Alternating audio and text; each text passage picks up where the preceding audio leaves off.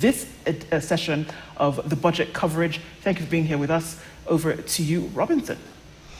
Well, thank you very much, Ndu and Dennis. And after 4 years of waiting, today is finally the day that the 2026 World Cup officially kicks off at 10 p.m.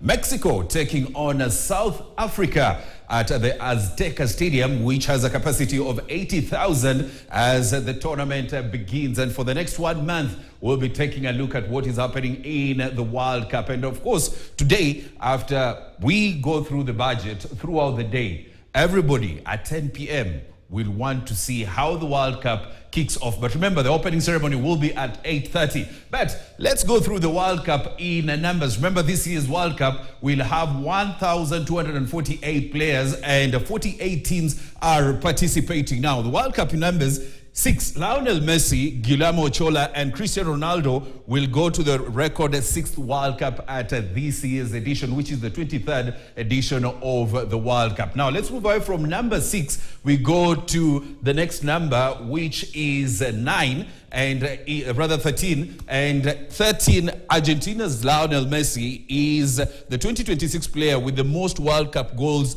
to his name that is currently playing. The others have already exited the World Cup, but he's the active player at the World Cup with the most goals at the moment. That is 13. We go to the next number in while talking about the World Cup: 17. Now, 17-year-old sensational Gilberto Mora from Mexico will be the youngest player at this year's World Cup. He's 17 years old and 250 days. That is the youngest player in this year's edition of the World Cup. Now, 19, Manchester City, which is a club in the English Premier League, is the club with the most number of players at the World Cup. 19 players, and they are the best represented at the World Cup. Let's move away from that number because we still have other numbers at the World Cup. 22. We have 22 players in this year's World Cup that have won the World Cup before. Remember, a number of Argentina players have won the World Cup and they will be taking part again this World Cup. And we also have other players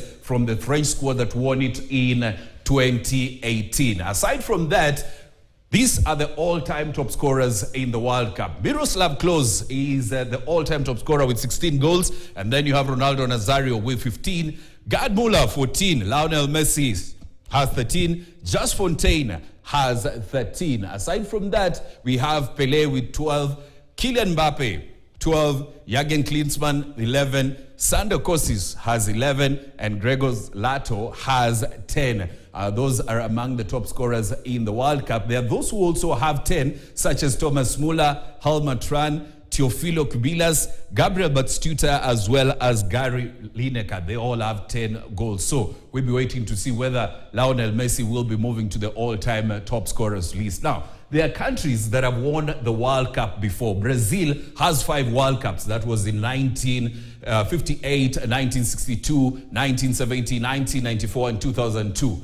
Now, after Brazil, you have Germany with 4, 1954, 1974, 1990, 2014. Italy has won it 4 times also, 1934, 1938, 1982, and 2006. Argentina, 1978, 1986, and 2022. France, 2 stars to their names. That is 1998, 2018. Uruguay has won it also twice. That was in 1930 and 1950. And England has only won it once. That was in 1966. And they're also asking, is it coming home this year? We'll have to wait and see. And Spain has also won it once. That was in 2010. Those are some of the teams that have won the World Cup. Now, this year's edition of the World Cup, people will be looking at 4 players to see what legacy they will be having at the World Cup. Lionel Messi already has 13 goals to his name, and he has played 26 games and has 13 assists. Ronaldo, 22 games, 8 goals, 2 assists to his name. Kylian Mbappe for France, 14 games, 12 goals, 3 assists. Neymar for Brazil, 13 games, 8 goals, and 4 assists. Now, these 3 gentlemen, that is Messi, Ronaldo, and Neymar, will be probably exiting the stage after the World Cup, with the question being, how well will they perform? Mbappe still has 1 or 2 more World Cups to come, and the question will be, with 12 goals, will he be the all-time top scorer at the World Cup? we'll have to wait and see until the 19th of July when the finals will be played. Those are some of the FIFA World Cup stats. But aside from that, we do have some.